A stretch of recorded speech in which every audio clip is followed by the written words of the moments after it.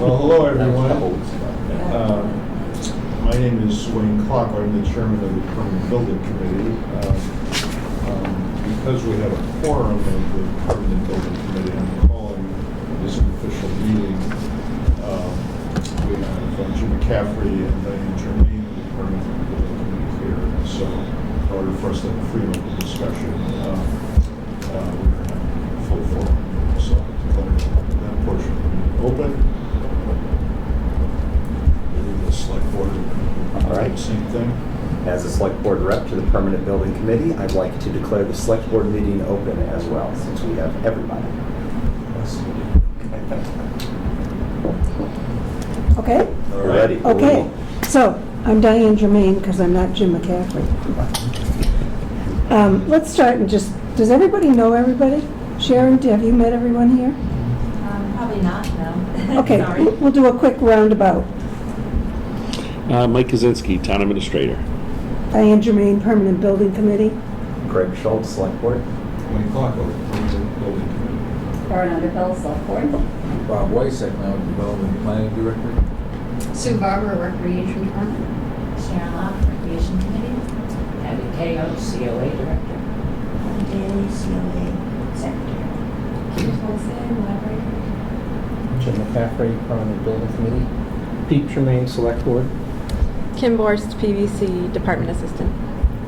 Great, thank you. Thank you all for coming. The reason we're here is that we're on what I'll call phase 2 of the select board, Permanent Building Committee's Senior Center Feasibility Study. I have to say that slowly, too many words for me. We started this in 2019 when town meeting approved the funding for a study.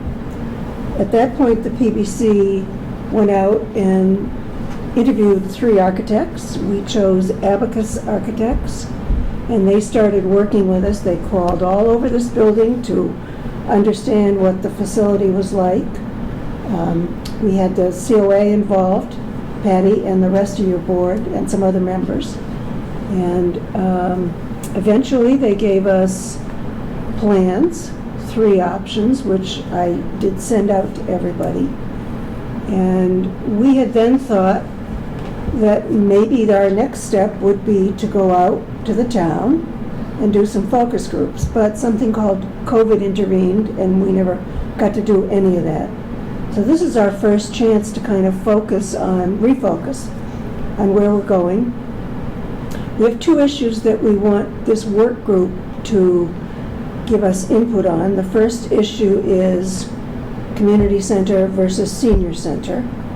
And one of the ways we want to look at that is to look at what kind of programming is being done in the town by other departments, specifically the library and the rec department.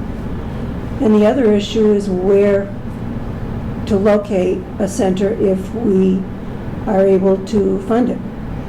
The options are, there are 2 options here at VMB that we have plans for, and there is a 3rd option at Cassidy Farm to be a self-standing, freestanding building just for the seniors.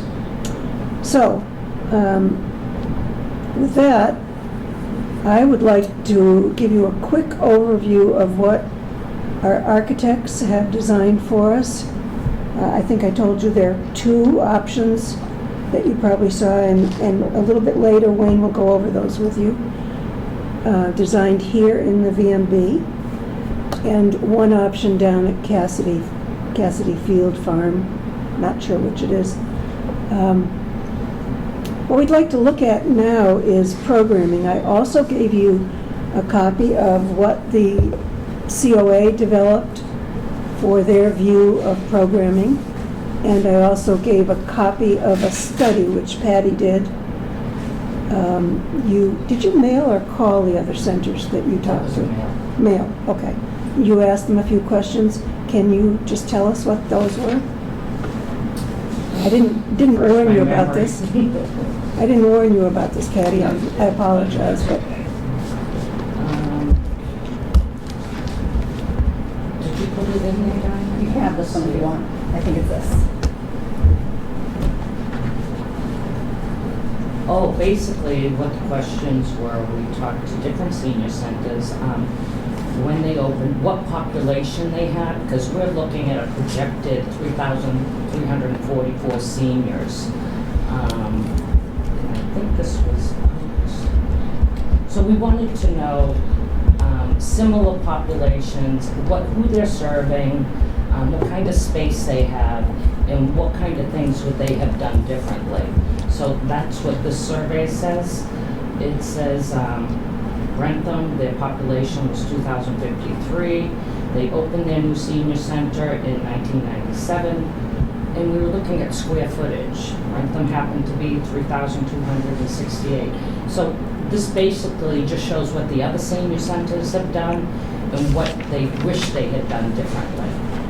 Okay, that's fine. Thank you. May I ask a question? Please. Sure. What's the, thanks.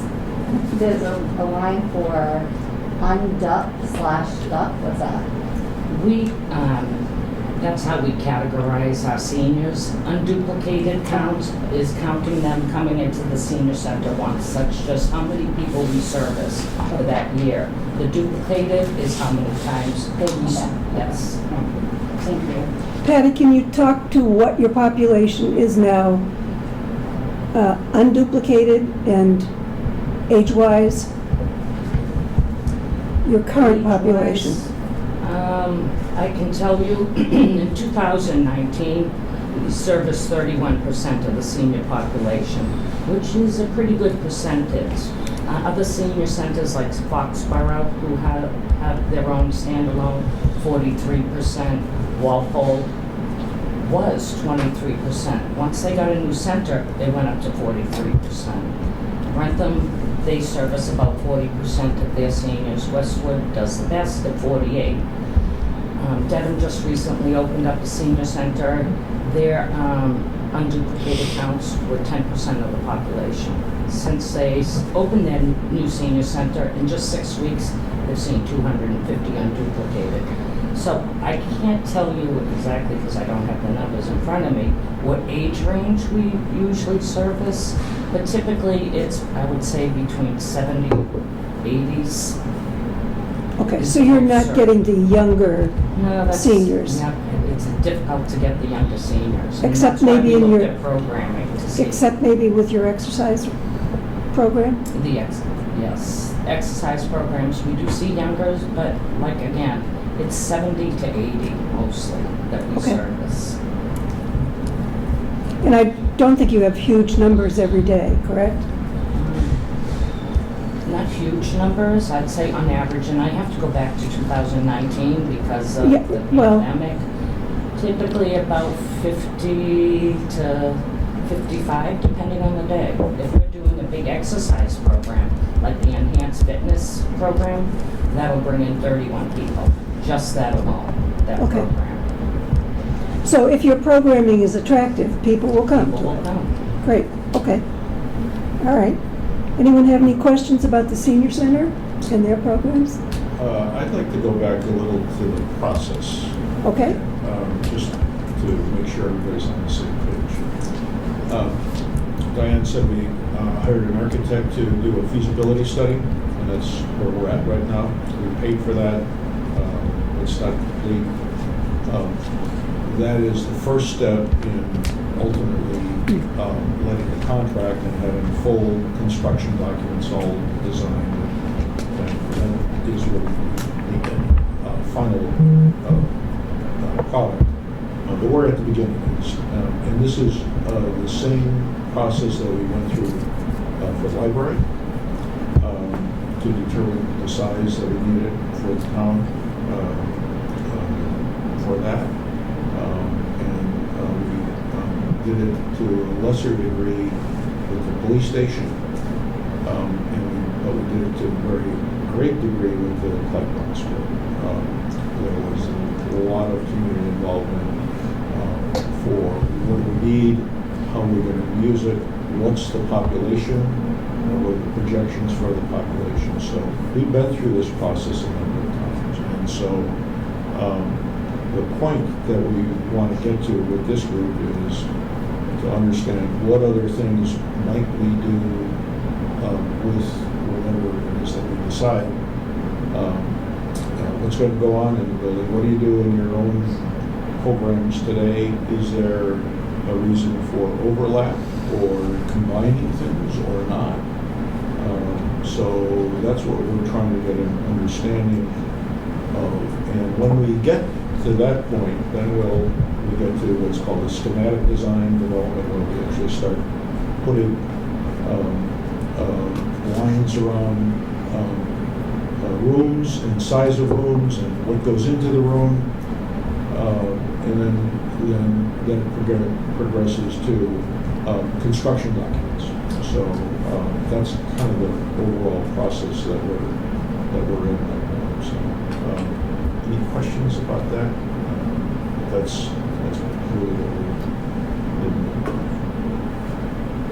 Can I just add, because the step that it's ultimately leading to is a proposal to the town meeting, and various boards for a project, which is how the only way it's not going to be a multi-million-dollar project is if we do nothing.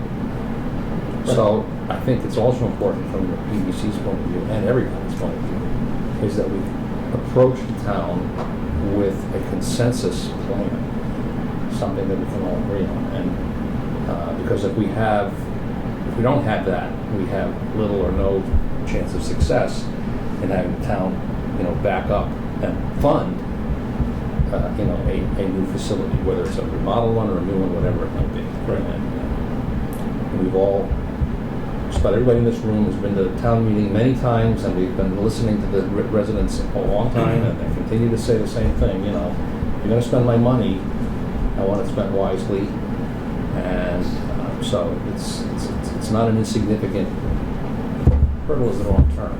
Activity here to build consensus around what it is we think we really want. And I guess from the PBC's point of view, and I don't want to speak for the whole committee, is we haven't reached that point yet. But we can go to the community and say, this is what we believe we should provide for this set of services for this group of people. And I think that's a good point. And I will go further. Did you want to say anything I else? completed my statement, Okay. Mr. Chairman. Just to expand on your point, Jim, we spent about $400 a square foot constructing the Plant 1. So we're actually spending about the same amount of money on our DPW project that is ongoing right today. With totally different projects, but those were, when you do public work and you pay prevailing wages, which is union wages, it's extremely expensive. My understanding of costs today are somewhere certainly above that, and in the $600 a square foot range. So if you think about all the materials that we've sent you, 13,000 square feet is kind of what we had originally contemplated before we sat down today. You can do the math in your head. 13,000 square feet times $600 a foot is $9 million. Is that? If that's just construction costs, it's about 8, and then you have to add in all the site work and everything else. Right, and furnishings and so, to Jim's point, and I wanted to come back to that, we didn't have that much of an issue with going to the townspeople in relation to the police and fire stations because we had to replace those facilities. It was not a question of should we do this. It was just a question of what's the best way to get done. We had some of that with the library. Did we really need a library? Did we really need a library of that size? In fact, we did reduce the square footage to the minimum that the MBLC, excuse me, would permit in order to get their matching funds. But the town, that certainly was an issue with the town, is, were we spending money wisely for something that was perhaps not essential? And I think we're going to be in the same realm of consideration by the taxpayers for this project. And so it's got to be something that could be saleable to the And Wayne, just one point on the library, it failed the first time it went to the polls. It went down at a pretty good loss. And it passed by, I can't remember, 12 votes, or was that the police? It was a very... There was fire. It was very, There was a very fire. close. It was very, very close when it passed. 6 But- votes. 6 votes? 6, I was recounting. So that was impressive. It dropped in the machine and ran it again. Ninja Turtles. Ninja Turtles didn't recount. Yeah. So, but still, it did fail the first time. We cut it back dramatically to the minimum. We reduced it to 1 floor. We did a lot of changes and brought it back a year later, where it passed by a whopping 6 votes. So that's what we're up against. The school had a perceived need with a motivated group running a campaign for it. So that was a bigger majority. It is going to be a tough sell, and it's going to be hard work to sell it. We also had money Oh yeah. for the library. We had a $8 million budget, and $3 million was provided by the NBLC. And as you probably remember, for the Clyde Brown School, we had about 20, It's 40%. yeah, 40%. big money infusion from the state. So the town didn't have to pay the whole budget. I don't see funds available for the senior center. I got all excited maybe 2 years ago because I found something about a matching grant program for the seniors, like the one we had for the library and for the schools. And it was an article that never passed the legislature. So I got all excited and thought, oh, we can get money for this. That'll make it a lot more attractive. But no. I called Sean Dooley and he said, no, that didn't pass. So we're really on our own for this, and that's a lot of money for the town. But on the positive side, there's a fair amount of construction going on for senior centers and communities in the general area. And I think Patty's point with Needham, is it? It is an opportunity to build something that will be of great value to the town. And so I think what we should consider should be aspirational, with what we would like to see. And in this process, I will tell you that when you go through the things that we want to do in a certain space, we get to a point of what is it that we can afford, and we get into this kind of one of your favorite comments is called value engineering, which is where we now say, all right, here are the core things that we need to do.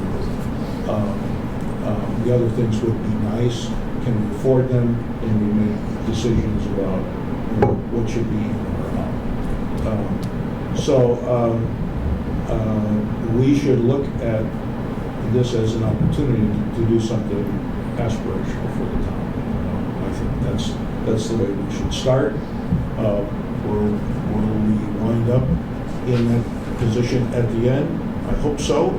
But again, it's just going to be a question of being able to justify whatever proposal that we make, that the taxpayers will value, will see the value.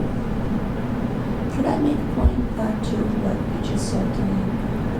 For the school, the parent organization was very, very active in pushing that through.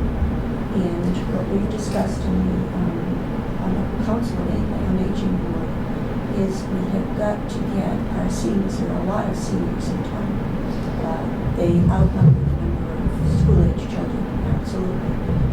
And what we need to do is go to the seniors. We need to find out what they want. We need to find out what will make a senior center viable and important to them and work from there. And that's what our focus is to go to our seniors and say, what is it that's going to make your life in this town of Millis better? Yeah, I think that's the important distinction.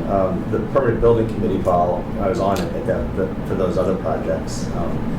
We weren't the advocates for the project. We provided all the facts, all the factual backup, everything that was fact-driven, but we weren't organizing parent meetings for the school. That was all done through parent committees. So it's going to have to be a volunteer-led effort to lobby for this. Of course, the Permanent Building Committee will do all of the fact-based, produce the schematics, produce the cost, everything that can't be argued with. But the opinion piece has to be sold by an advocacy group of Council on Aging or broader, if it's going to be a broader community center. And we have to get advocacy involved in the outreach. May I ask a question? So since I'm kind of here later, in this process, we haven't yet identified what would draw the senior population to the senior center or what they want from it. We don't know that yet, or do we? Programming, that's what we really worked on. We did that for quite some time. And we did come up with some programming. I do see some on this list. Yes, there's quite a bit of programming that we haven't been doing, that we would like the opportunity to do. But of course, you need space for that. Like the other senior centers, like prior to having a new senior center and the increase, it's guaranteed. If you have a new building, people are going to come. And I know it's like the Field of Dreams, build it and they will come, but they will come. And that's been noted in Dedham, Walpole.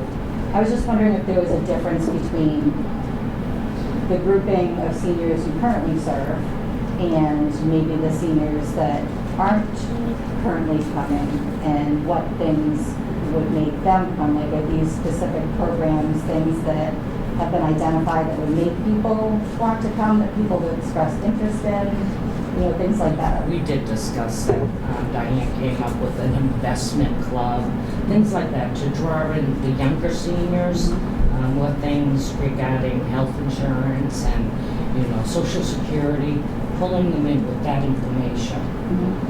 Okay, thank you.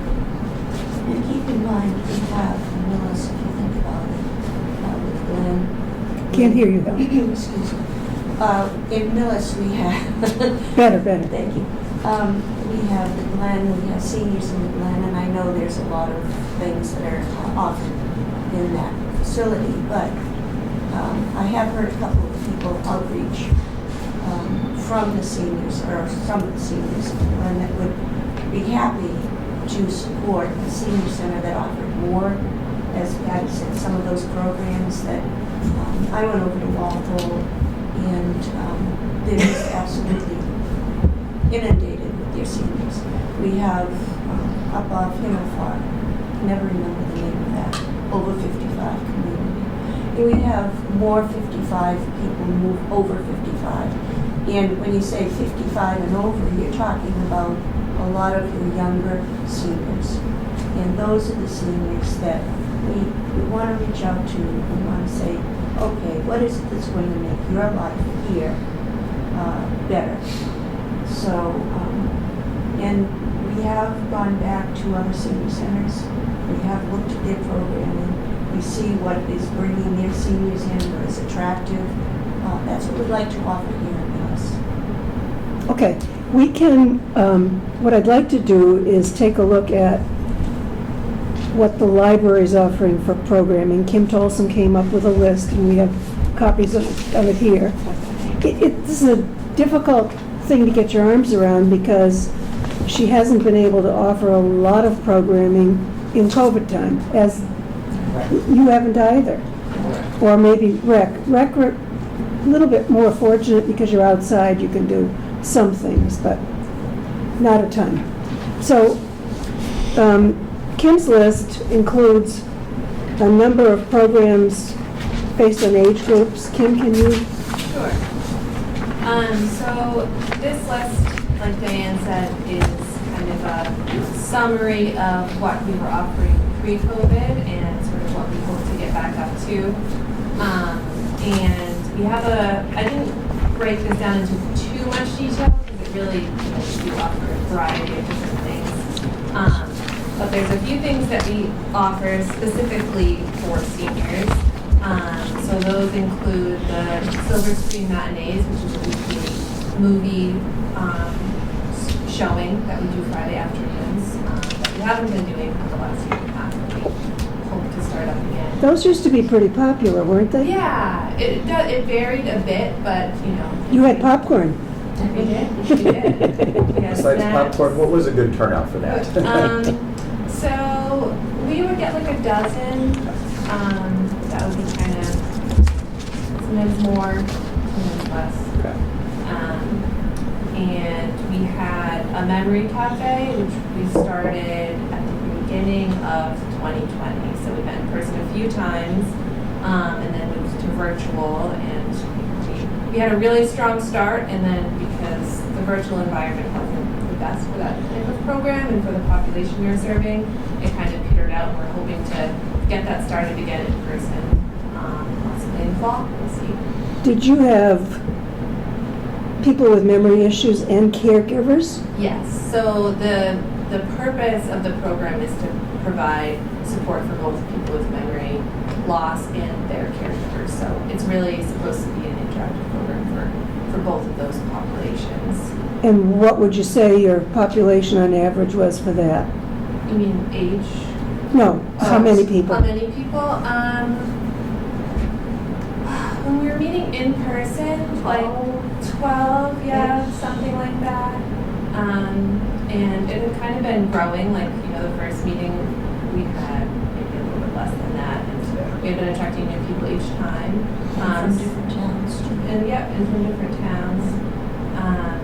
So I really, you know, and the people that we did have attending, you know, they really got a lot out of the program. I think there is a need there, and you know, we offered this. It was part of a grant that we had gotten from the state, and it also included additional collections targeted to those populations, people with memory loss and caregivers, and other healthy aging programs.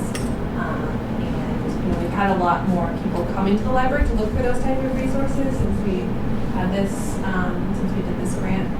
So I think there is kind of an unmet need there. One of the limitations that we have, one of the programs that we had planned to offer was a caregiver support group. So that would be just for caregivers to kind of come together and support each other. And we ended up having to, we didn't go forward with that because of COVID, and we weren't able to get off the ground because of that. But when we were planning it, one of the limitations we ran into is people wanted to come, but they didn't have care for the people that they were, the people with memory loss that they were supporting. Is that something like a Zoom? Would that work, or do they not have time? We had looked at offering it through Zoom, but just didn't get a lot of interest. Yeah. We did have some interest when we were going to be holding it in person, but people were asking, oh, do you have care available, you know, for the people that the caregivers are caring for? And because of space limitations and staff limitations, we weren't able to do that. We had talked to Patty about possibly working something out where we had some care option available while we were running the program, but you know, having it in two different locations just didn't seem to make sense. And at that point, you had stopped offering the supported day program. So I think that could work well if we had been able to offer the caregiver support group and then some kind of care for the memory population. That's the only way that can work, because Yeah. usually it's one caregiver giving all the care. Right. But the whole idea is to give that caregiver a break. Exactly. And somebody has to watch the loved one, So then, moving on to just kind of, we have a lot of programs, just the general adult programs, that do a large percentage of the people that attend all of these programs are seniors. I think because a lot of younger adults might have childcare responsibilities or are working full-time, they don't tend to make it to as many of our programs that take place during the day and evening programs. So a large percentage of those programs are, you know, a lot of get our seniors.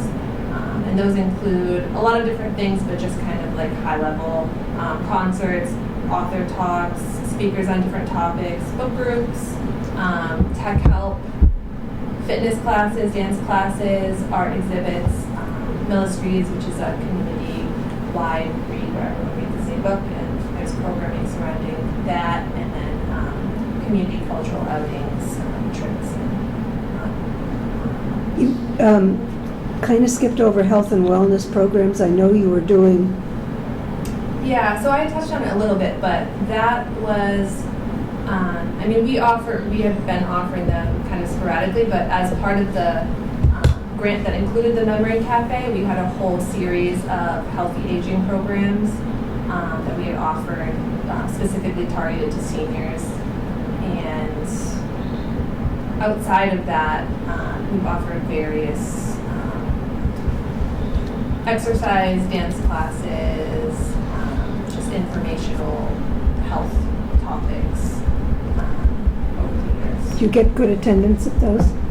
Yeah, actually the dance classes that we've done, we've done maybe 2 or 3 series in the last, pre-COVID, in the last year and a half before that.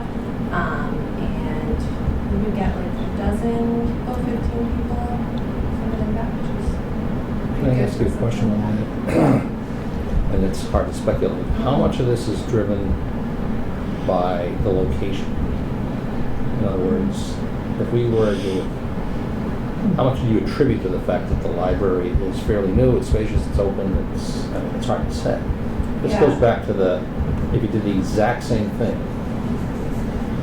let's just call it in the ground floor, you wouldn't get Garden the level. same. Well, I mean, this is the whole point Yeah. of revitalizing the center.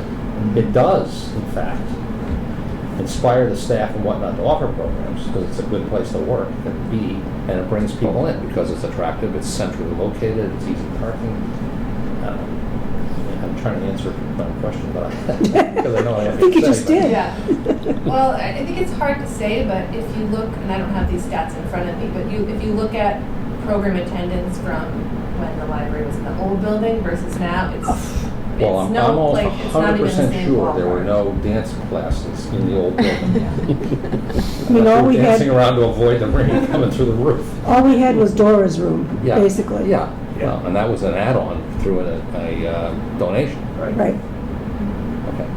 And we have the outdoor space too, which, if people we've been offering movies Friday nights in August in the courtyard. And we have a lot of people that are just passing through because they're getting dinner at one of the restaurants and they'll just see that something's going on and they'll stop. So I think definitely being right there in the center of town around other businesses draws people in. So Kim, I've got 2 questions for you. Anything aspirational that you would list here that you're not offering? Yeah, so I had mentioned the caregiver support group. That was something that we had hoped to offer, but we ran into the hurdle of not being able to offer a sort of care component to that. I think in terms of aspirational, it just comes down to like the number of programs that we're able to offer. We usually, outside of COVID, we were offering, a couple smaller programs, a few smaller programs each week in terms of like book discussion groups, tech help. In terms of larger programs like the author talks, other speakers, concerts, that would be probably like once a month. And I think it would be great to be able to do more of those types of programs. But we're limited in terms of staffing and funding. Is it staffing or location or facility? Because we have to separate the fact that community certainly has the opportunity to increase operating budgets to provide these services based upon the fact that the facilities are there and adequate and whatnot. The secondary issue, but the primary in the case of seniors really is the facility is inadequate for the need. So if the library And I know you're happy that you got some more funding this year. Hopefully, the select board and their infinite wisdom will continue to support growth in that budget. Because I don't have to be From responsible your for lips that to anymore. your lips to his ear, yeah. And yours, Yeah. and Aaron. Certainly, you could do more, and certainly the seniors could do, senior center could do more if we had more staff hours, more people to be able to clean it up, and because even that's an issue. I mean, you got to maintain these buildings. What about the use of the community rooms?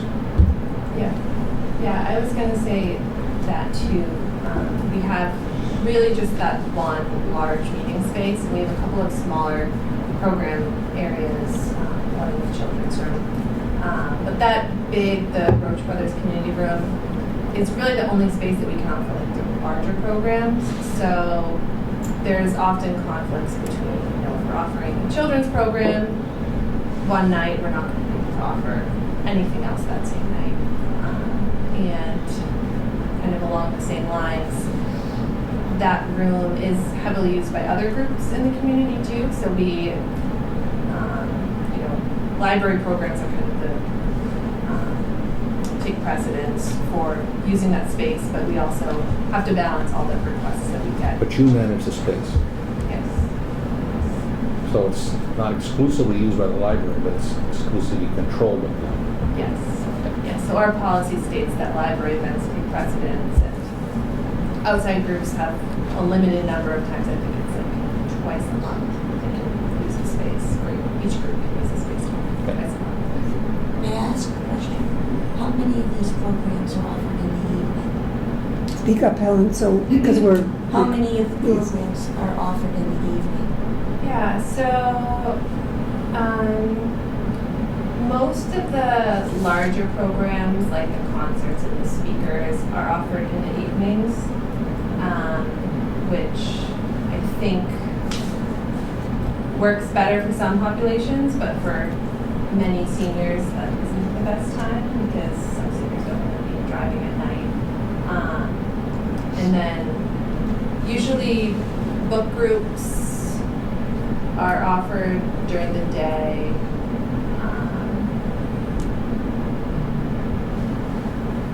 The fitness classes are kind of a combination. So I'd say it's kind of half and half. Two things, I think.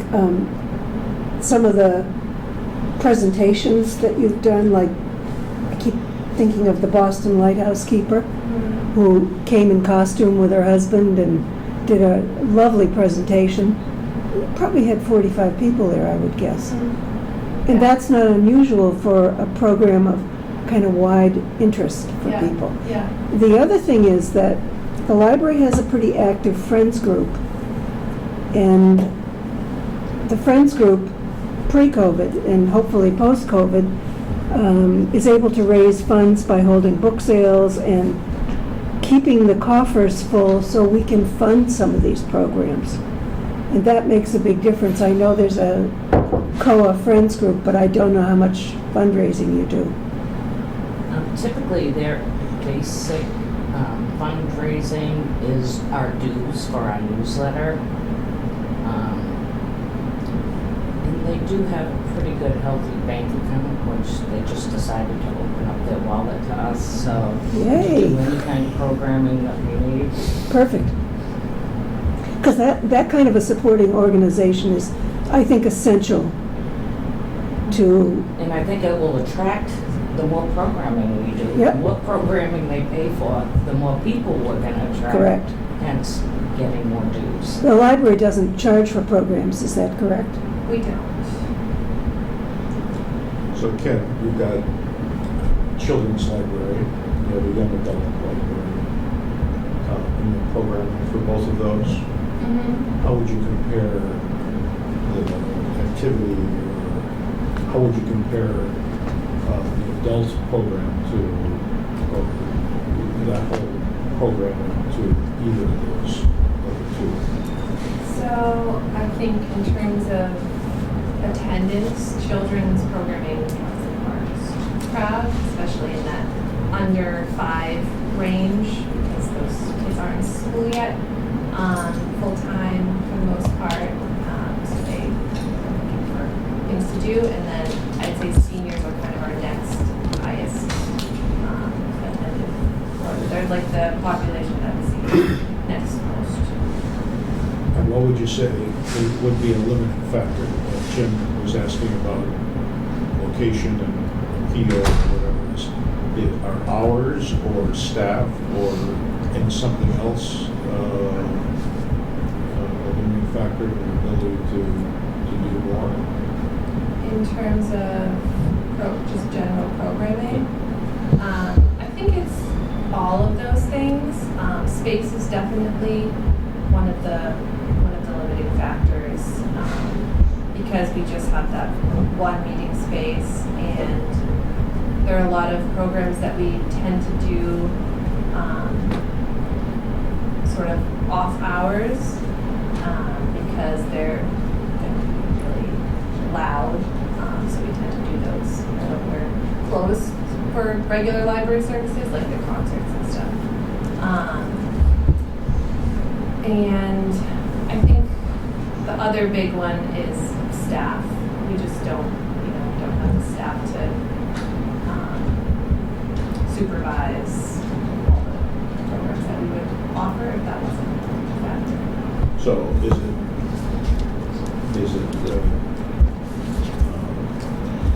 in your mind, is there an opportunity here because of the noise or the staffing or whatever if we had another place to do these kinds of things, that there would be interest and draw for things that make noise during the day at the library? I think so. I think one of the challenges that we have is sort of balancing more traditional library services with sort of the library as a community center, which is how a lot of people see it, and trying to do both of those things at the same time can be a challenge, just in terms of noise and in terms of staff, having other responsibilities besides doing programming. And I definitely see, like I was saying with the caregiver support group, to be able to have a space where we'd be able to do 2 programs currently. What kind of attendance did you have at your outdoor sprinkler party? I haven't seen the numbers for it yet. I did see the kindergarten one. I'm sorry. The kindergarten, yeah, I've been out the past week, but the kindergarten one last week, I want to say there were like 30 kids running around out there. So in the summer, your outdoor space is a big help for you. Yes, yes. And right now we're still offering children's programs primarily outside. Safer. Okay. Anyone have any questions about the kinds of programming or anything else the library's doing? Moving on to the rec department.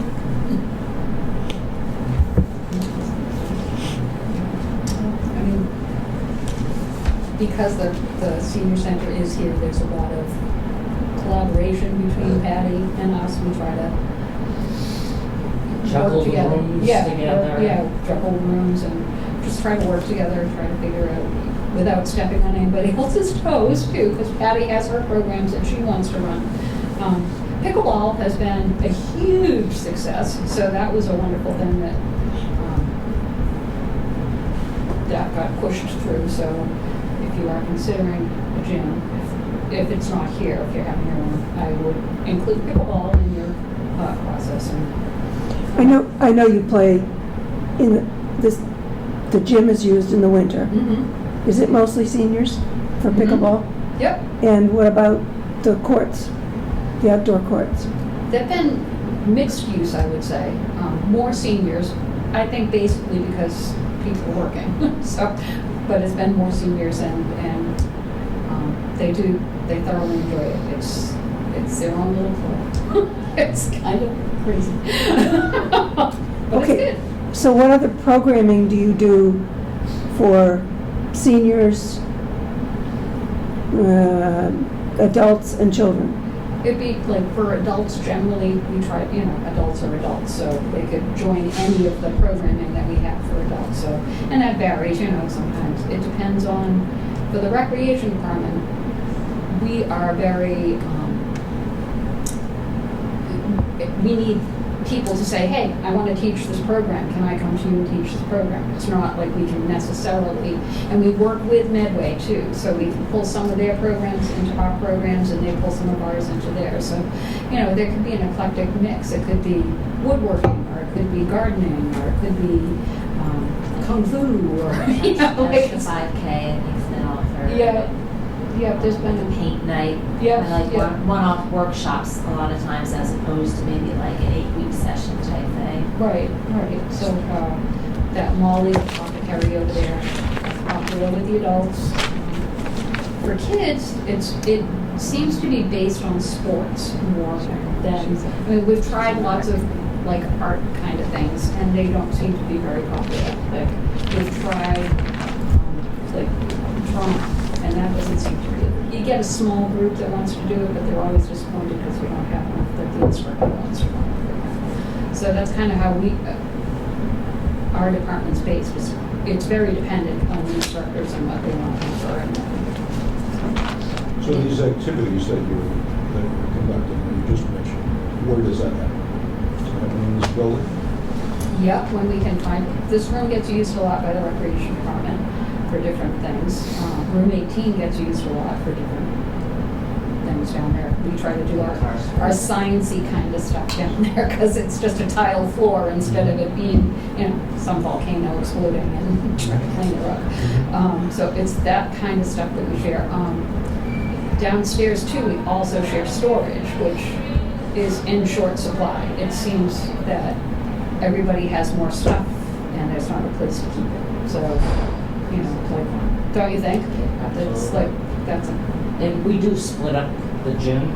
I Yep. have it in the winter, and hands off. For the summer, for us, we give it all to the rec. yeah. So we do share like that. We just work things out. I think it was raining last week, and Chrissy's like, I need a room. It's like, all right, let me get you room 18. Let me pull Yeah. our people out, and we'll just let you have that room. Yeah. So, yeah, I mean, it's always juggling, and it's always last minute also. Yeah. Okay, but that's the whole point here, having is, if there's a need that's greater than our ability to provide it, that's what we need to identify. That's, yes. So if we're limited because of the juggling, and frankly, I'm surprised that we didn't mention things like adult volleyball. Isn't that something that Right now, we need to have the volleyball nets repaired. We've asked for that for a while. The base of the volleyball nets is kind of missing. Okay, Like, well, with the new flooring in, it's not a priority. So, yeah, adult volleyball would be great to have back again. yeah, and don't adults play basketball at the Clyde Brown gym now? Not that I'm aware of. They used to have a pickup one here on Wednesday nights in the wintertime. So maybe it's switched over to the Clyde Brown and not to the rec anymore. Well, As far as I know, No. it used to be a pickup on Wednesday nights. I think it is at Clyde Brown. I think it is too. It's a new building. People want to go to the regulation size gym. This is a littler gym. It's not regulation size. Actually, the basketball nets are having issues right now. You can't lower them or raise them. They are where they are. And, so some of that's going on here.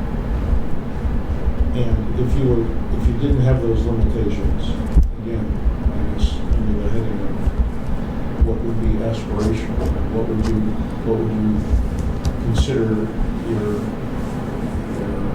upside for the things that you'd like to It would be nice to have a bigger gym. That would be helpful for us. That would, and more gym space in general for the town would be a wonderful thing. Because I know both of my sons played basketball, and there was always a race, the Metro West and the high school stuff. It was always a race to try to find gym space. That would be a definite bonus, I think, that could be utilized by the town people. Maybe just more probably programmable space that was a little bit larger, so maybe not even necessarily have to be a gym, but a room that you could hold a karate class in, or or a hip hop dance class or something like that, almost like a dance studio type class, maybe in addition to a gymnasium. So you could do your basketball and your volleyball and your traditional gym stuff in the gym, and then maybe offer some other type of activities in a studio or a workout type room. The thing for the seniors with me, though, is like the shared space that we have. Patty's just here. You're here till what, 4 o'clock now? And lots of our programs take place in the evening, for more towards the evening. So, like, Patty's taking care of the, I guess, physical needs for the, the exercise classes and stuff. And then all the other programming that we do have, like, is offered usually in the evening for everybody to be able to attend as an adult. So you are using the same space at different times? Yep, definitely. Yep. How much of an issue is it to break down, set up? It hasn't been. I haven't had issues. Have you had issues? I have issues with that. Well, you need chairs. I know that. Yes. Because we'll have that room 18 is also used by different groups. I think it's the Girl Scouts. Also, there's different meetings that happen down there periodically. And God forbid it happens on a Wednesday night and a Thursday. My line dancing people are here and they're like, move all those chairs. So, I mean, without our staff, I'm the one moving chairs and these big heavy tables. So it's not a constant problem, but it does happen frequently. Rec and us work very well together. We always say, however you found the room, just leave it. So I've never had a problem with rec. But it is different rooms that come in. They'll just move the tables and just leave them there. Do you think that's a good relationship that you have with having rec there? Absolutely. Or is it something that you kind of compete or? We just work together. I think, yeah, and if she it's like, you needed need help- this space, Yeah. If you needed need this- help moving the like chairs, the gym, we come it's in. like, okay, I can't use it in the summer, so we don't do our enhanced fitness program, which is very, very popular, and people really like that. It's like, I can't do it. I can't use room 18 because it's not big enough, because there's like almost 28, 30 people in that enhanced fitness group. So does Rec use the gym all day long during the summer? I don't know what program it's running there. Chris just finished up her 4 weeks of camp, so Okay. it was utilized So it's a then. camp program. Yeah, and she also had some Frozen Ropes was here, and prior to that, Best Soccer. So if it was a rainy day too, it's nice to be able to have the gym available for that kind of programming, because they could still do foot skills in the gym if it's raining outside and they can't be out there. So. I'm remembering a few times, Patty, where you moved various fitness classes to the library because of some conflict where everybody was using the gym. Correct, yes. And it ends up in the morning before the library's open, so it's a little bit of a scramble to make that work. Yeah, I think that was our line dancing class that we're having conflicts, but I can call the library and say, hey, can you accommodate us? And you have been able to do that. So there is some good cooperation amongst the three Always. organizations. Now, Sharon, you work in another town, I do, yes. and you're co-located with, I work for the town of Weston. I'm the assistant recreation director, and we have a community center which we share with the Council on Aging, and it works, and it's been very successful. We kind of have an agreement where the Council on Aging has priority with the building in the morning up until about 2:30 in the afternoon, and then recreation takes priority after 2:30 in the afternoon. It doesn't mean, we still run preschool programs in the morning, but we don't have room priority. The Council on Aging gets to set their schedule for the morning, and then we fill in the rest. I would say that the biggest problem is on the custodial end with the setup and breakdown of rooms. You really need to have a dedicated person that can do that, because there's a lot of moving. I was listening to you talk, and there's a lot of moving pieces of, the same thing. If there's a meeting, a table set up, and line dancing comes in, and you have to break them down, and it has to be a quick turnover. So that's probably the toughest thing to do. But as far as the sharing space, it really has worked out well. It's a great facility, and, the seniors actually like seeing the kids around and that type of thing. They do have their own dedicated space on the first floor, right? It's a 3-story building. Recreation has a second floor, and then the third floor is all programmable space. We actually just did a renovation on the senior center that I was involved in. We toured other towns like Natick and Wellesley, and what our senior center wanted was they had a lot of space for programming, which was great and definitely necessary. They had no hangout space, and that was very huge to them, that they really wanted a space where they could just hang. And that's something that Wellesley and Natick had just incorporated in their space, where they had like a little coffee cafe and Drop-in room. kind of like just a drop-in room where they could just sit and talk and read the paper and talk to their friends and catch up and things like that. And that was the renovation we just did in Weston, was we put in a little cafe room where they could kind of just drop in any time of the day, grab some coffee, and just meet up with people. The other thing that we did too was made some more private area space. There wasn't enough office space for private chats with like social workers and things like that. That was the other thing that we were missing. The building's about 20 years old, so relatively new speaking, but it was missing the drop-in space and the private space. We did well in the end of having classrooms for programs, but those were the two things that senior center felt that they were really missing, and renovated for that. But sharing space has worked out very well. How big is the community center? Do you know? Square footage? I don't know. No, Okay. I can find out. I'm sorry, I don't know. Did you go to the new one in Wellesley? I did, yes. Yep, I toured that one as well, and made it. I hadn't been inside it, but Yeah, it's very. I drove by the other day and went, wow. We will not be building that. I don't think so. I don't think so. Our Nora will be a 3-story building, just to let everybody calm down. The drop-in space, yes, is specific to seniors. That's in their first floor where the kids don't go. So they do still, even though it's a shared building, they do have their own area where kids are not allowed ever. What are your hours? The Council on Aging is open from 8 until 4. And then obviously the recreation end of the building stays open through the evening. So the COA programming is just during the day? I would say their most populated time, the program is probably from 9 to 1. They might have a few programs that go to about 2:30, and they're pretty much wrapped up by 2:30, 3 o'clock, and then they're open until 4. But for the most part, programming-wise, it's heavy in the morning, mid-afternoon. Interesting. And now that you built this hangout space, what's the reaction? The seniors are thrilled. Again, it's during COVID, so they're kind of just starting to come back out again. But it's something that they had wanted for a very long time. Because it used to be that you walked right in and you were right in their office, and then the only thing were just, there was a conference room, and then it was just all program space. And there was really nowhere just to sit and chat, and that was really important to them.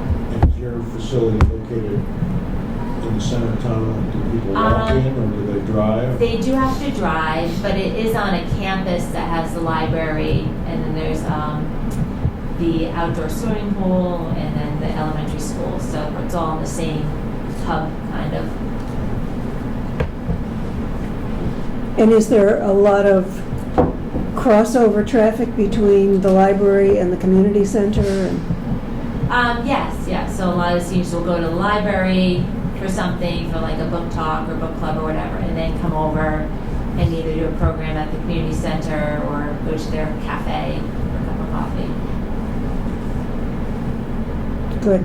Can I ask though, this is a question that came from a session or two I attended in Medfield, which was offered by the senior center. The senior center is a standalone center in Medfield, and they are certainly offering programs to seniors in the evening.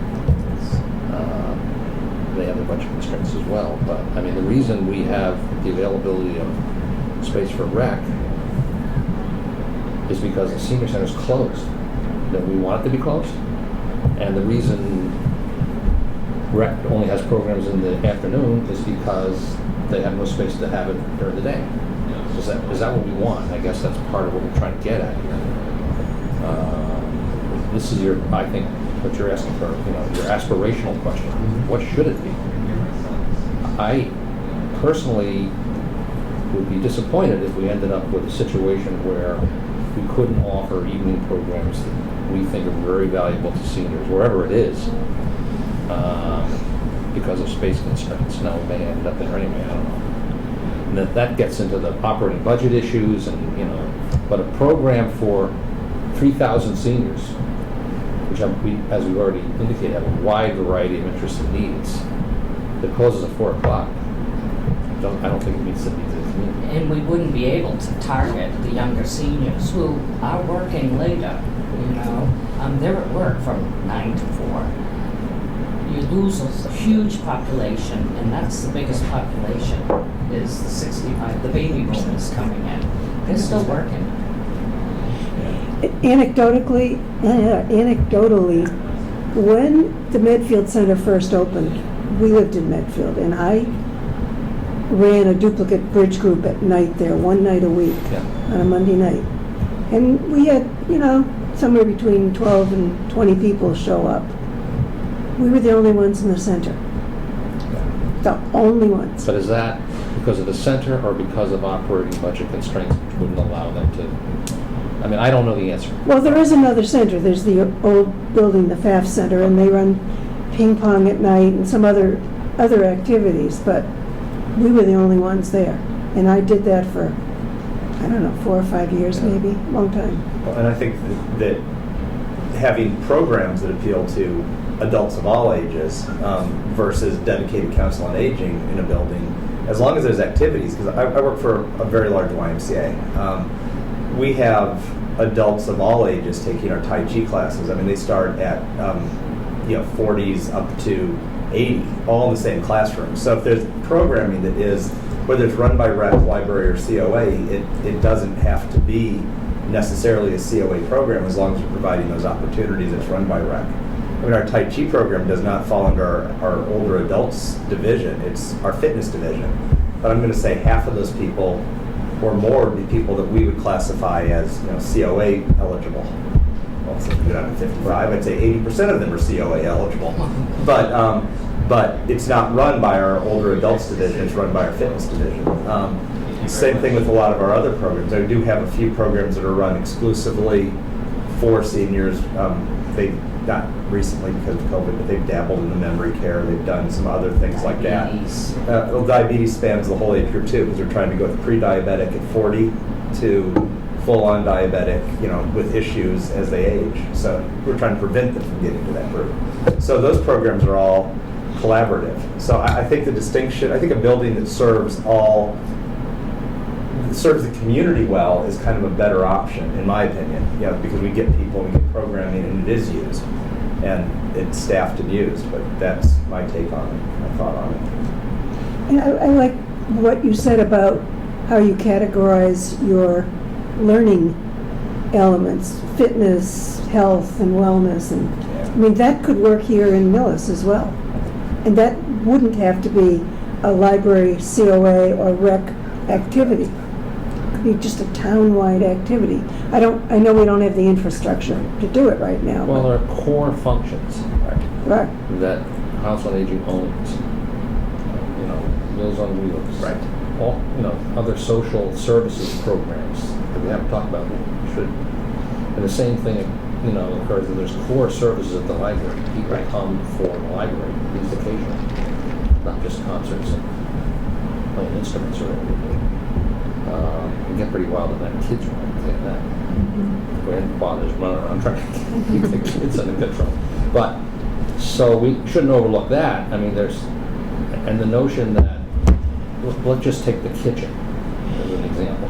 The senior services in Millis require a fully operational kitchen service because we are feeding people, literally feeding people that are in need. So I don't want to lose sight of the core functions, or what seems to be, at least over here a little bit, is dedicated space. Even if this is the building that is as Wayne recalls, Wayne, you and I probably the only ones here, maybe not, who recall, this was the town hall and community center, right? Well, you'll remember too. when we presented it to the community. Yeah. And guess what? It's exactly what we used it for 20 years. And I'm not discounting those core features. I think we're doing an adequate job with all the core features. I think what we're talking about is those add-ons, the arts projects, the fitness program. That's why we're talking about a new center. The meals, I'm not saying we're doing a great job, but I think it's adequate. I think we're meeting a lot of those needs. We could improve on it, definitely. And we don't want to give any of those up. But I think most of this discussion is how do we add programs to make ourselves more relevant? How do we make ourselves more attractive? So I think that's where I see this going. And that's where I think thinking, I don't know if it's horizontally or vertically, but not thinking council on aging, library, rec, but active adults, health and wellness, just across the board. What can we do? The social wellness that the library can offer through reading groups, the physical that rec can do with fitness programming, and then the diabetes prevention and education can fall through the rec or through the COA. So that kind of piece is kind of cross-discipline, and that's, I think, where a unified building, in my mind, kind of works. Not to give up any of the core critical features that we need for each of these people to operate. The library will always have their books, the council on aging will always have the kitchen, and rec will need a gym. But how that's designed is, I think, where we get into the meat of this. One thing I'd like to add that we support the Council on Aging is our outreach, and that supports every age group in town, which some people might not. Oh, I didn't know that. Absolutely. We do fuel assistance applications, mass health,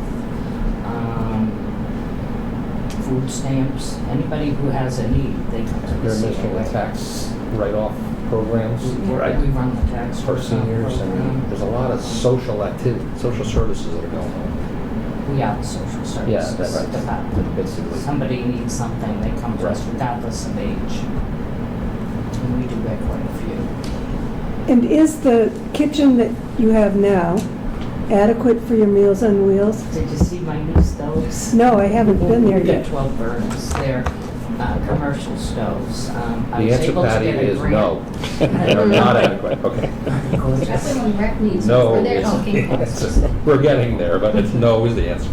Yes, Sorry. I got a grant, we got 2 commercial stoves, and the friends helped hook up the electric, which was pretty expensive. So in that little kitchen, you do all your Meals on Wheels, Uh-huh. and you do the We did the St. Tuesday, Patrick's whatever, Day. yeah, We did and the St. lunches you Patrick's do. Day in July, so But it's not a commercial kitchen.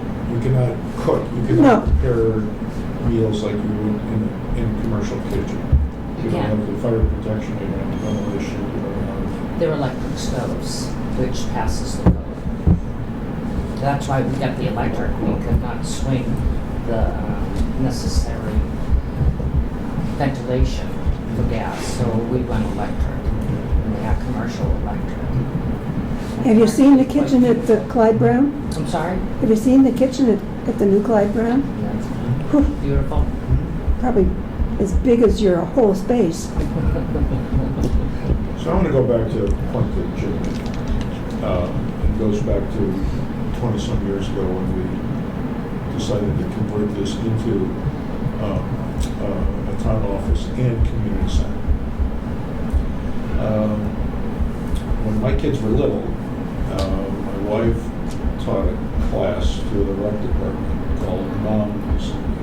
My recollection was that and all kinds of other programs were being conducted in the AMVETS or the VFW or the large hall or space all over town. And one of the things that the town wanted, one of the things that Millis lacked was a center of town. And I think this building, and making it not just offices, because we had a train station at Niagara Hall, the town offices. The core function of this building was to be the center of town, the community's center. And I think the library got some of that when we started expanding, because one of the things that we promoted with the library was it was going to be the town's living room. And I think it serves that purpose. I get a sense that we need more of that. And I think that's part of what we're talking about here, is that if we're going to do these things, they should be, and if they are cross age groups or whatever, I guess implicitly tell me they happen in the same space. Because there is, like you mentioned in Weston, a very good chemistry of having different age groups together, separate and together, depending on who it is that you're doing. So it would seem to me that I'm kind of being led in the direction saying that the senior population may be 3,000 people 20 years from now. And I think, Patty, you're absolutely right. All of the things that we build, if you're going to go to the taxpayers and say, I want $10 million to, your money to build something or other, needs to last 50 years. It needs to be functional for 50 years, so that our successors are not doing the same thing 10 or 15 years from now, because then we can get the value out of our investment. But if you look at a larger age group, it could be even bigger than that, right? I'm not sure that 3,000 is the right number, but it is a significant portion of the people in town that we're talking about trying to provide services for.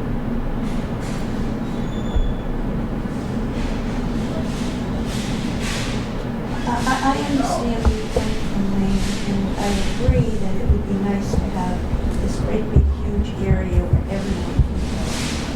But my concern, and this is my personal concern, is when I look at this building and I know how old it is, when we start renovating this building, we don't know what we're going to find. And that scares me as far as trying to project the cost of renovating this building to encompass everyone. And I'll just throw this in, the senior centers that I've been through too, they are all away from the downtown area. They are all situated in, Norfolk, Medfield, Walpole. They're all not in the downtown area. And talking about Medfield, when they built their senior center, they now find it's not sufficient. Medfield has been, the last couple of years, trying to find more money to build onto their senior center. So I really feel that this is such a huge project for this town that we need to be sure that we're looking ahead. And again, I'll say it, when we have all of our seniors coming in different areas. Now, I don't know whether they off Farm Street, is that over 55? Acorn Place, yes. Okay. Off the Acorn Street, right. Fox is over 55. Okay, and what about the one off Ridge Street? That they're just No, thinking- that's going to be, I don't know. that's not over 55. It's not. It's regular development. Okay, but when we look at the over 55, But Helen, that doesn't mean that half the people who move there aren't going to be in their 50s. They're just not required to be there. There's going to be people moving in there in their 50s. I'm sure of that. Particularly they build nice, small ranch-style homes. It'd be great. Would be. They're not going to do that. Not happening, I don't think. It's affordable for those folks. For people over 50. It's more affordable. I don't know the way it's going right now, but at any rate, we're all here for the same purpose, to supply the future for this town. And people, the seniors that have lived here pretty much all their lives and they've been supporting our town with their tax payments, they deserve us to sit back and say, how can we best support you? So that's why we're here, I guess. I have another question. So in terms of discussing whether there be a separate location versus something around here, do you guys see that there would be benefit in that there's the pickleball courts, there's walking opportunities around the town fields, the libraries, walking distance, there's, tea shop, coffee, all that stuff, pretty close by. Do you think people would, especially maybe the younger set, do you think people would, be more gravitated towards this, where they can have like a lounge area here as a hub and the different resources and programming, but also be able to go off and do some of those other things that are in the area? I think like Helen said, you can see what other towns are doing. And would it be a benefit here to Milliston for a short time? I mean, is that amount of space gonna service the seniors for more than 20 years? I mean, do you want to do it once or do you want to have to do it twice? The senior population is huge. And like other senior centers are saying, if you build it, they do come. I mean, that's written in stone, Walpole, Dedham. You build it, they will come. But I think the whole thing is finding out what the people are gonna go for. I mean, you do have to make it attractive. I understand. We have to make it very attractive. I know my seniors are struggling with their taxes, and are they gonna vote for that? So I think you really have to look at what the community wants. I get that. Because they just won't vote it in. It's not gonna be our decision. It's the community's decision.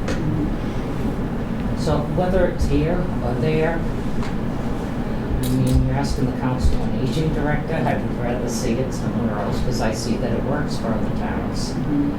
And I think it would last longer. It would serve more of a purpose. Who says it can't be a senior center and a community center over there? And that would be a focal point.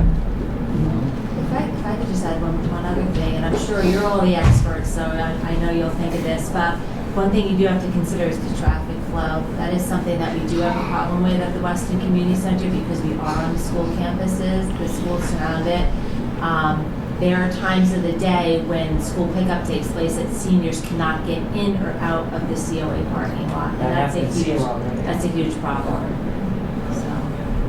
Yeah, parking here, everybody knows parking will be tight. Even with the camps that they have, parking is tight out there. I can never find a parking spot. If I leave and go somewhere, I come back, I'm going to find a parking spot. So, I mean, that's just with the camps.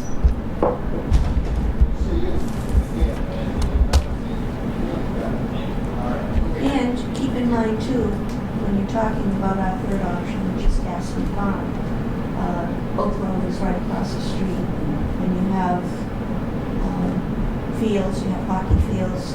They can play soccer over there. I'm sure they could put in some football and walking trails. So, just to keep in mind, I'm not pushing one over the other. I'm just trying to keep it open to everyone's perspective. And looking at it, looks like they're all the same square footage, basically 13,000. I'm sorry. 267. Yeah, 13,267, 13,7. 13,3. They're Yeah. all very similar. They're exactly the same square footage, I would say. Yeah, I don't think square footage of the building right now, if it's not adequate, it's not adequate.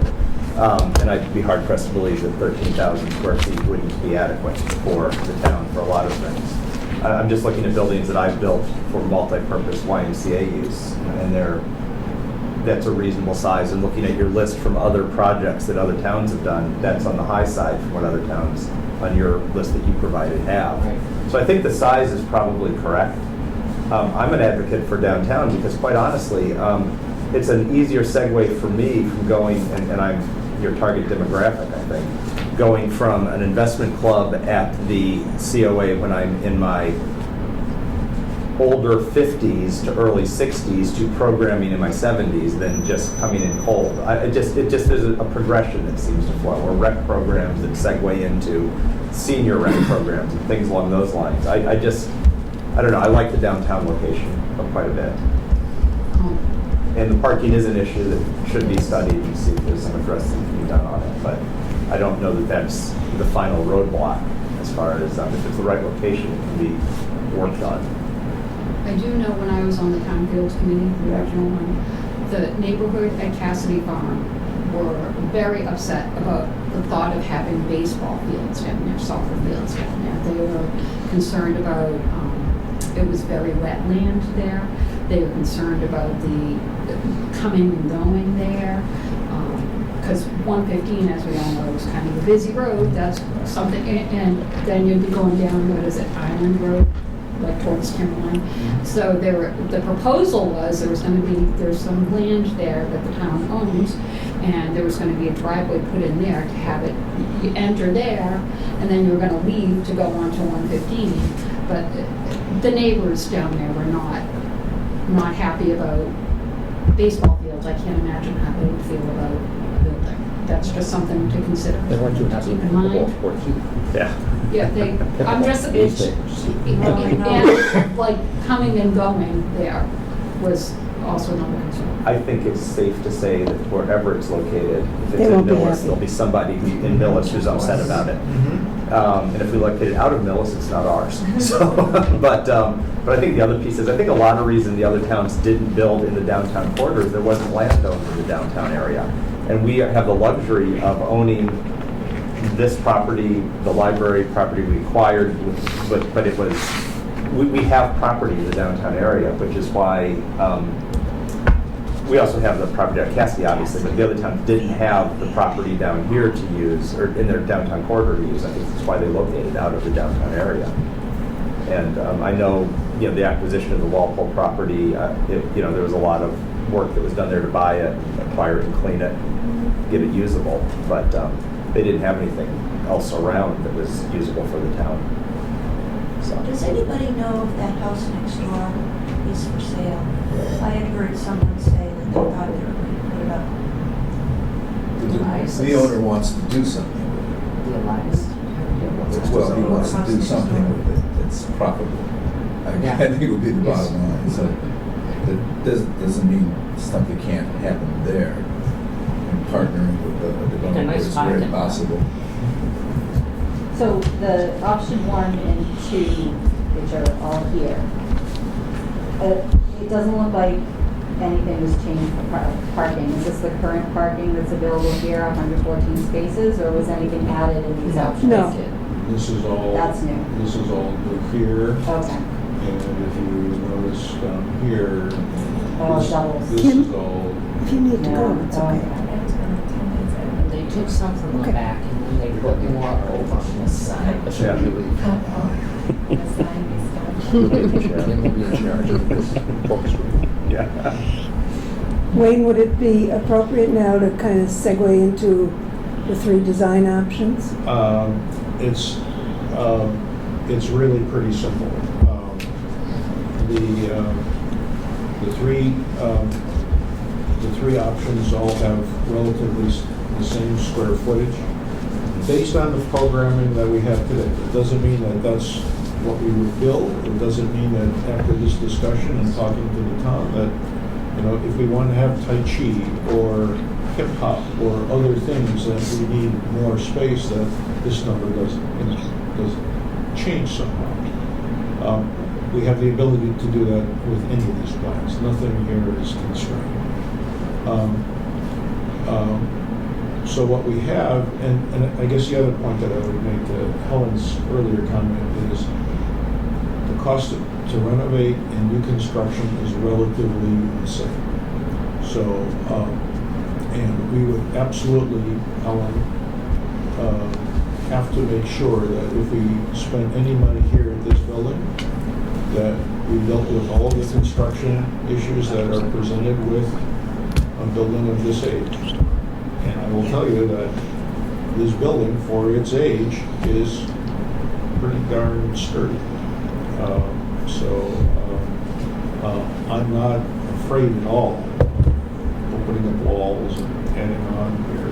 I don't see that as a deterrent whatsoever. I know there have been issues with water in the past. All of that is addressable. So I don't think we should be concerned about that. And again, thinking about where we're at in the process here, the programming, what we would do are the things that I think we should mostly consider. The two options here are one-story design that would go off the corner of this building, off along the current parking lot where the senior parking currently is. One's a one-story design, the other's a two-story design.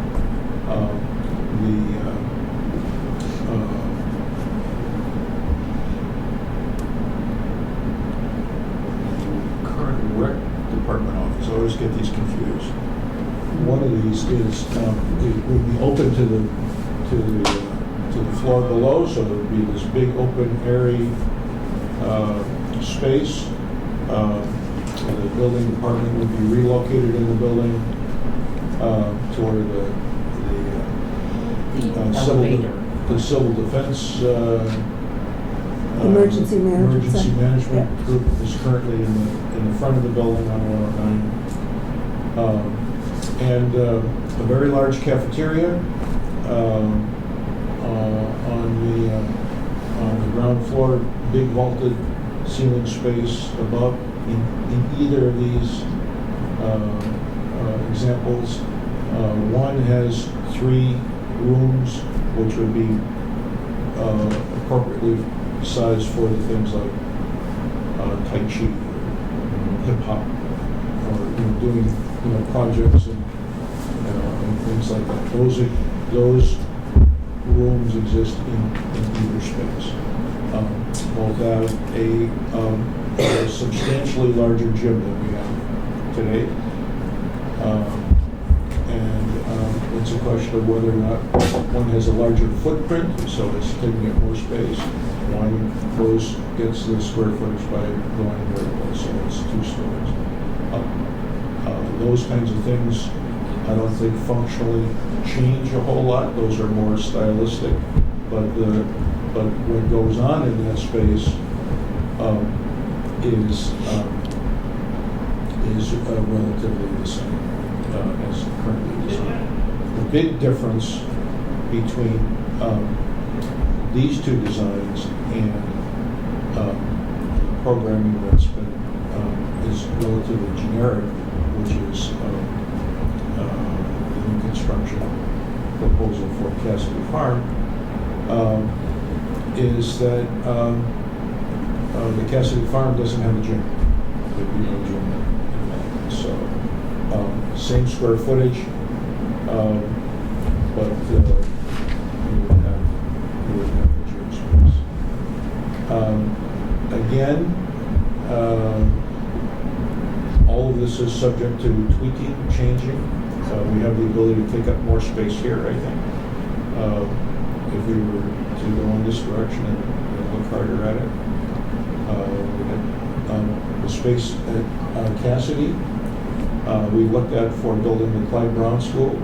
It is buildable, regardless of what the neighbors think. When we built the Clyde Brown School, we got an earful from the people who live on the cave and behind us here. And we, that's just part and parcel of the development, wherever it is credited.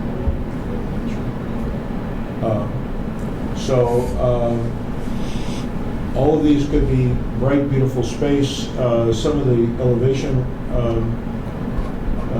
drawings that the architects had done, architects being architects, like to put their own slant on things, and one of them's got kind of a cantilever, kind of a modern look to it. None of that is really up for consideration. We can make these spaces look anything. We can make it look identical to the building. We can make it look any way we would like to look, whether or not it's quaint New England, ultra modern. That's all of those things are yet to be considered. It shouldn't be part of the discussion here. We're not constrained in any of these options picking out an architectural design. It really is kind of where we want to be, where we want to get in space.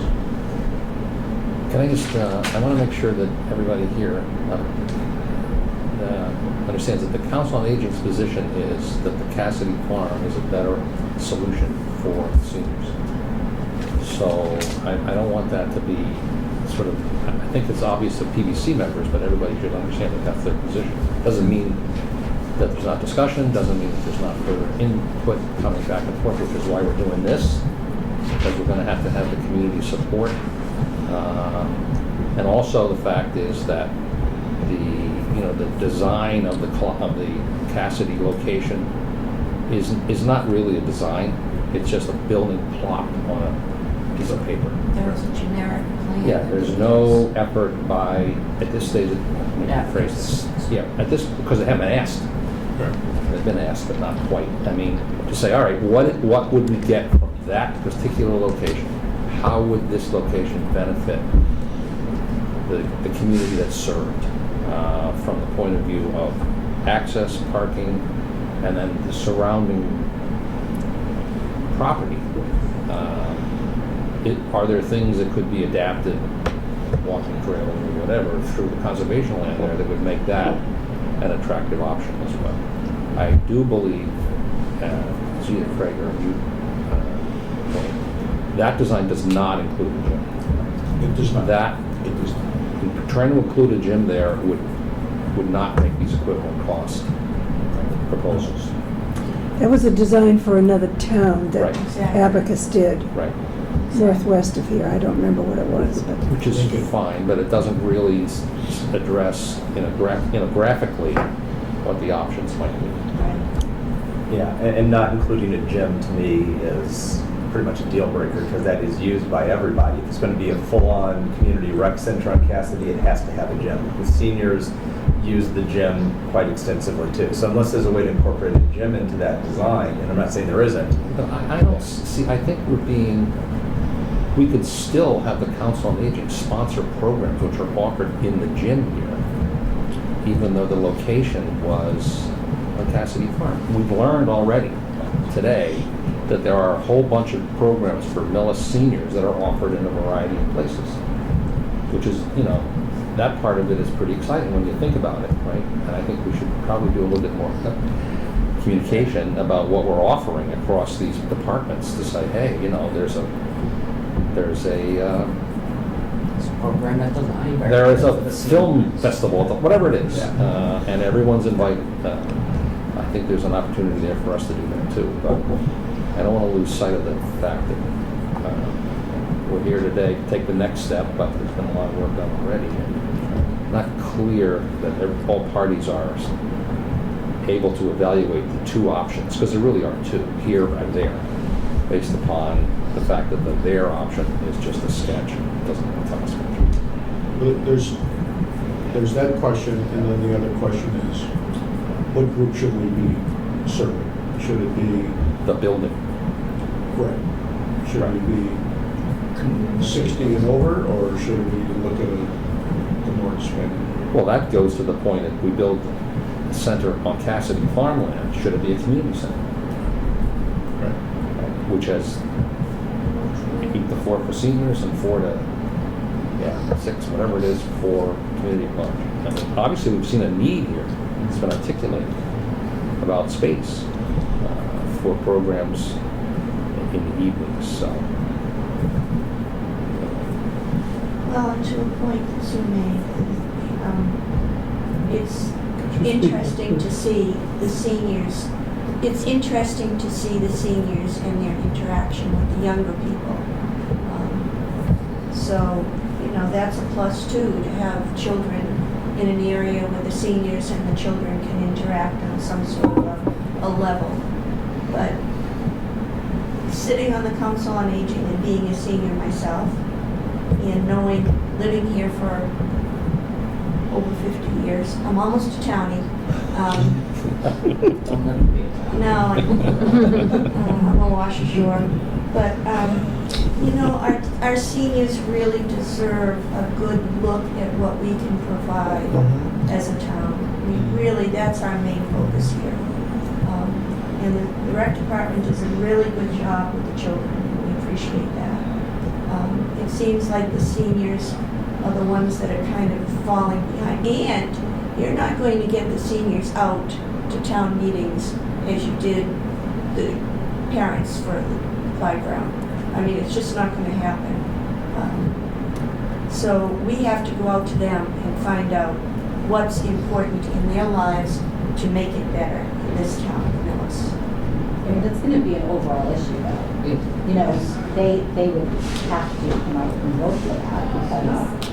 No, they might have grandchildren that they want to see, you know, somebody do something more for their grandchildren. I don't know. Oh, I see. And then you have parents that at this stage have children in school, but pretty soon they're going to be in the over 55 category as well. What's the town going to offer them when their children are off in college? These are a lot of questions we have to ask ourselves. Helen, I think the reason, first of all, the reason we're doing this work group is to kind of see if we can take advantage of the activities that the library and rec are offering. And we can. And we do. Yes, we do. And then we also want to go to take this the next step once we're ready and take it out to do focus groups for the town. And that's going to involve seniors, I hope. In my opinion, is just at this point, my opinion, I'm more than willing to go with what the focus groups say on it too. I mean, the Clyde Brown design we have now was not my first choice. I like it a great deal now. It wasn't, I don't think it even existed as a first choice, but this is what came out of the focus group. So I like that process. I'm willing to listen to what the focus groups say. I think the big piece is, though, the more it is a community center and not just an 8 to 4 senior center, the more saleable it'll be to get the votes. And that's my only concern. If we're saying this is an 8 to 4 seniors only, closed on weekends, we might as well stop the meetings, you know, because that's not going to fly through. I don't believe. But I think that if we can make it, regardless of location, be the right building for the town that gets broad-based support, then I think it's worth pursuing. One other point to that, though, is when I was over Walpole, shortly after they opened, and they're kind of tied into their hours, their hourly wage hours. But the point that they made was when they opened, they couldn't believe the amount of volunteers that came forward to say, well, I'll lead that class, or I'll work 6 to 8 if we have something going on. So you don't know whether that might be something that the townspeople would step up to.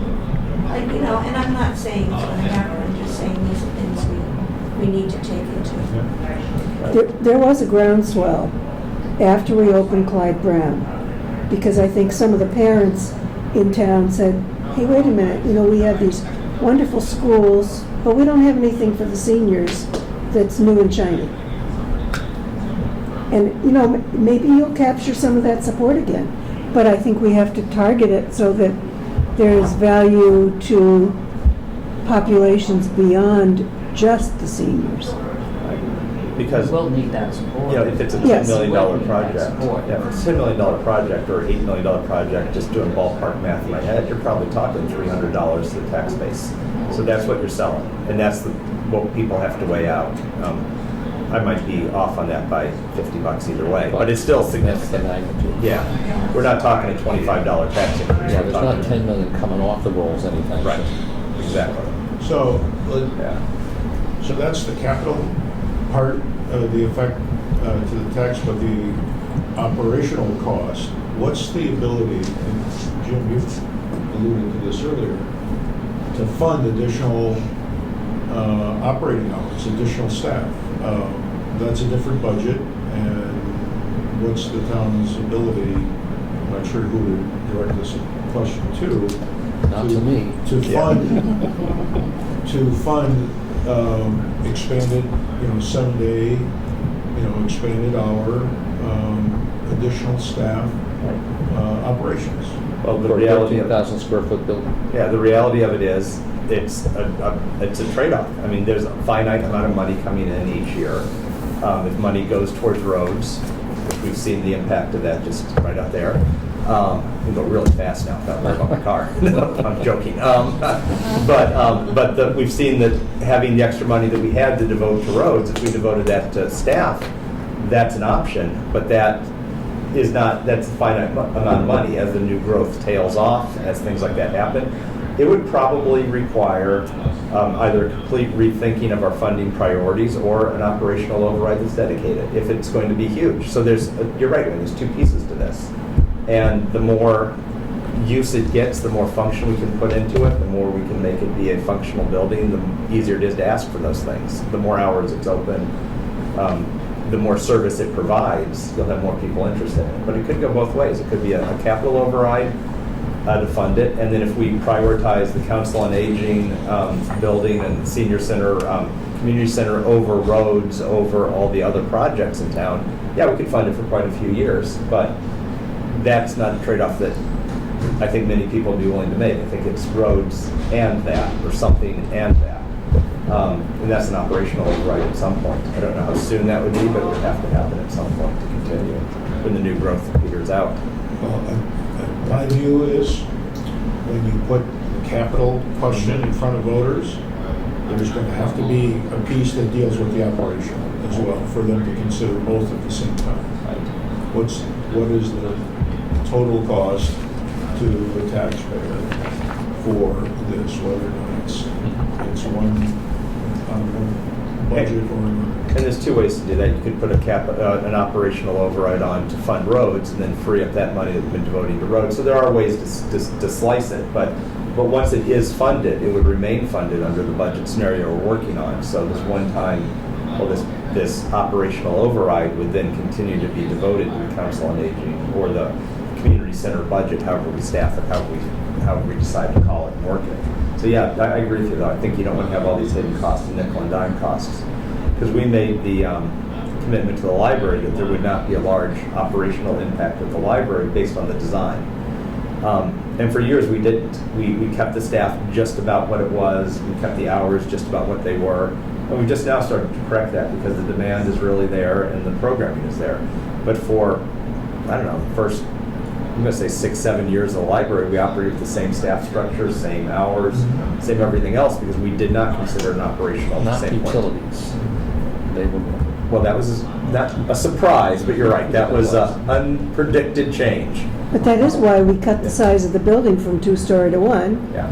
Because we only had 5 full-time people. Right. And they required 2 people be in the building on each floor. Right. So sight lines, that's because it would have been 4 staff versus 2 staff. So. Right. And we designed it with the angle that we have for sight lines, so people can look and see in the different directions. But it's certainly fair to say that wherever you add 13,000 square feet of building, whether it's here or Cassidy, let alone opening, someone has to maintain the building. Right. And there's only so much that Paul can do. I mean, at some point, Oh no, you have to add staff, particularly if you're, like you guys, setting up and pulling down. I mean, that's a great solution if there's somebody to do it. Right. So I agree that with Wayne's point that we should present the whole packet regardless of the location, get a cost of building, cost of operations, and roll it into one vote because, well, I said you can do it for a few years. I don't think that's sustainable to say you're going to fund it out of operations. You're going to have a building that doesn't get maintained or programs that don't get offered or that we start closing at 3 o'clock because that's all the staff we have. And that's not what anybody wants to see in an $8 to $10 million building. Also, there needs to be, if your solution is here, there has to be an interim solution for 2 years for how do we service seniors when the building is under construction. And then as Wayne has indicated at the PBC, there's a subsidiary issue which is really the utilization of this building where it's alluded to earlier. How much of the square footage is being utilized by storage, potentially unnecessarily? That's an operational issue for the administration. It's like, is there something we can do to start digitizing stuff so that we don't have to have files? I'm sure you didn't watch our last meeting, but that was a topic that was discussed briefly. Briefly in the quick meeting that Peter ran. we did discuss the storage in this building. I can't wait till the fall where I can watch you regularly. Well, it's a good point. Oh, yeah, because that's like not sitting true. Here, you see those signs. Yeah. Those- Yeah, I mean, that probably shouldn't be a rumor. yeah. Completely hard. One thing we haven't addressed here today is, I had someone approach me who was willing to start working on grant requests. Unfortunately, it was Janice Simpson, and Janice is not very well right now, but she had volunteered to do that. You get people that are willing to step forward and do something like that. And you do have businesses in town that I think would be willing to step up and donate some money towards a town project like this, whether it's a community center or just a senior center. So those are things I think we have to keep in mind too as we go forward. And I think that it's quite likely you could raise several $100,000 that way, but several $100,000 out of $10 million is still $10 million. Well, You know, so it's, yeah. but I think furnishings and things like that are what people are willing to spend money on, so that's a great piece to have. It's what we did with the library. Right. Is it? Yeah. We raised $175,000. Yeah. But Yeah. it wasn't from local businesses who didn't have a lot of money. It was more from individuals who gave us chunks for sponsorship, and it started with Roach Brothers, who gave us $25,000. But I don't think that you can count on a whole lot of money. That money helped us furnish the library because our budgets were pretty tight. But it's also community involvement. The more you get out there, the more you get into the community space with what you're doing, and more they know the need, people would be willing to step forward, I think. It was a mammoth effort, believe I'm me. sure it was. I'm sure it was. I think too, you were just talking about, more people know. If there's some way to start advocating, I think, when people hear council on aging, younger people, I think they think, where the old people go to do their Tai Chi or whatever. You offer so many social services that are so crucially important, and do you think that people in town realize that? I know I didn't until I started working with the council on aging for my job. I had no idea the expansiveness of what you actually do. So if there's some way that we could get the word out, when we start thinking about going for a town vote with the focus groups, or maybe have like a citizens committee that works to get the word out somehow, I think more people would be on board if they actually understood exactly everything that you offer for the town. There is a simple way of doing it even now, and that is to talk to the Millis Medway. I always think I The newspaper reverse it. there. Yeah, and they're always willing. Judy O'Gara, I think, is still writing Yes. for them. Yeah. Sit down with Judy and your board or some of your board members and talk about what the COA does. Start your awareness now, not later. Yes. Well, we have Friends of the Council on Aging, right? We have Friends of the Library, right? We have Friends of the Rec Department. With the Recreation Committee. Yeah. All groups that I think we could start talking to about getting more public about what it is that we're doing and what we'd like to hear from people as to what we should be doing. And I think getting turnout for those focus groups is going to be the big one once we kick those off, because that's what's really going to come together. And I'd get the school-age parents and the council, I'd get as broad a base as we can to get people in those focus groups. Well, you need them there because they're going to turn out and vote. And the focus groups is as much about education and involvement as it is about developing a plan. I mean, getting people early in the process makes them less, but they just sprung on us. If we point to 6 community meetings we had, it's not a surprise when we roll out a plan. And it's amazing when you sit down and start talking to people, you're going to get different points of view, and it's going to raise different questions in your mind. So from the very beginning, I think as we started this, our main focus was get out to the constituents, talk to the people, get meetings going, and that's what we had asked advocates to do in the first place. And of course, with the COVID, nothing has been done, and that's understandable. But Is there value to having another working session of this work group? Well, my Okay, opinion don't all is- speak at yeah, my once. opinion is absolutely. Yeah. I think we've learned a lot here.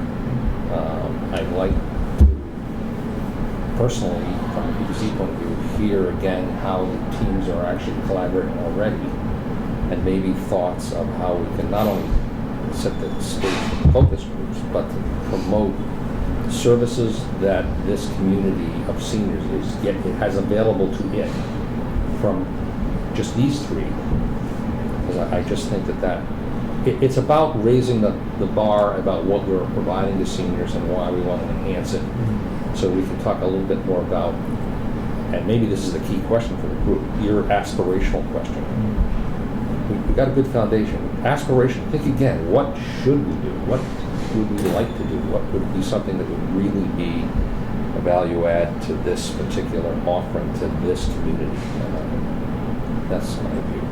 Patty told me that some time ago you used to do trips, day trips to East Overshoe or wherever. Those were pretty popular, were they not? They are. It's hard to fill a bus of 40, so typically we will team up with other local towns. We have one going in December to the mansions in Newport. We're just trying to start to get it going. So we have a trip in December. So we're going to see how that goes, and we will be planning more. We finally got a trip coordinator, which is usually a volunteer, but we have that starting. Good. Because I know Medfield said that they were very popular Yeah, we offerings. shared with Medfield. Yeah. We would work together, should plan a trip, then we'd plan a trip, and we would advertise each other's trips. I would say the next goal, I think that our next goal for this group, if this group meets again, I think it should, is to figure out what we need to put together for the community meetings, not discuss where we think it should be, but discuss I agree with that. discuss what should go, how those meetings should progress. When the focus group is set up, it's not just what do you guys think, it's Yeah. a structure. It's like, okay, here's what we're going to probe. Yeah, and there can be a lot of visibility between now and then that will help us, Right. because that needs to happen. Yeah. So getting good turnouts.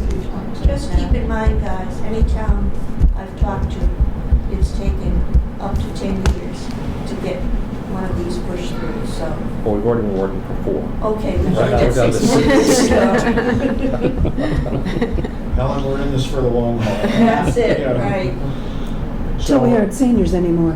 So our next meeting, do you think it would be worthwhile to have our architect attend, or should we meet as a group? I don't know what you guys think. Would he be willing to come? It's absolutely. It's not whether they're willing to come. Yeah. They are already hired paid for it. to provide a Right. service to us. I think it would be worth having the architect if the focus is on how do we run focus groups and what makes up the focus group, Yeah. not to sit here and rehash whether we need a Exactly. 1,000 square foot or a 900 square foot Tai Chi room. So are we ready for that? Yeah. And you think we're ready to take that step? Okay, so, all right. So do we want to try and target a date, or do we want to doodle it again? I don't want to do it like No, this. I don't either. I couldn't get through it, doodle. I had some security breach or something.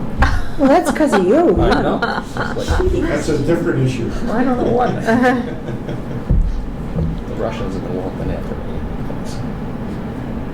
So August is It's not pretty gonna- well Pretty gone. gone. September?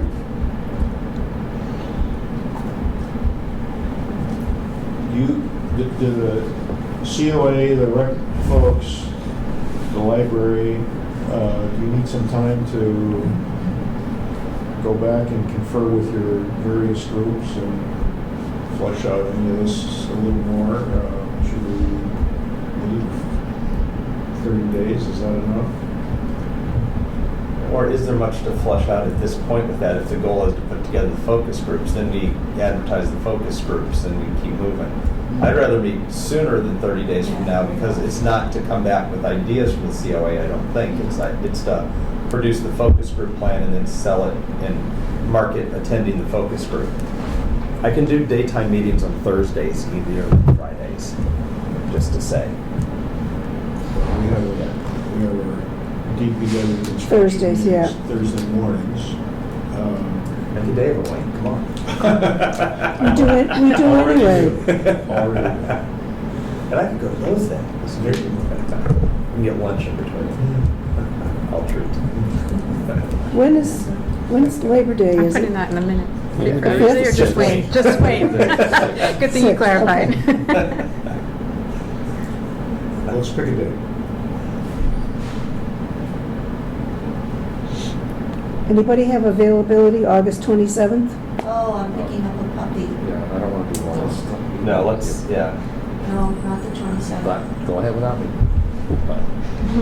Okay, I don't want to do Meetings that. this week.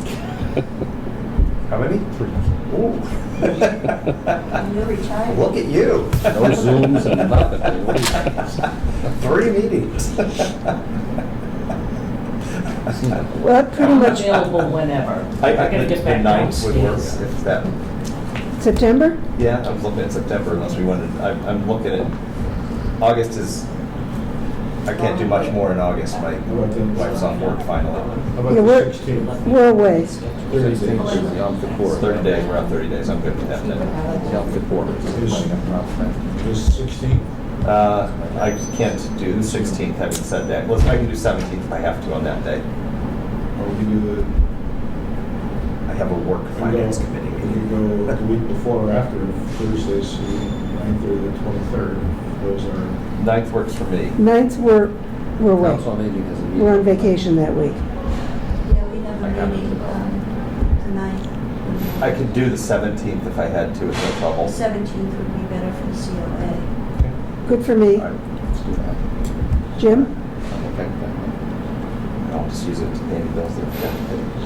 So 9 o'clock is the, 9 a.m. 9 a.m. works. And hopefully it will be in person. yeah. Yeah. Hopefully. and we need to go to Abacus.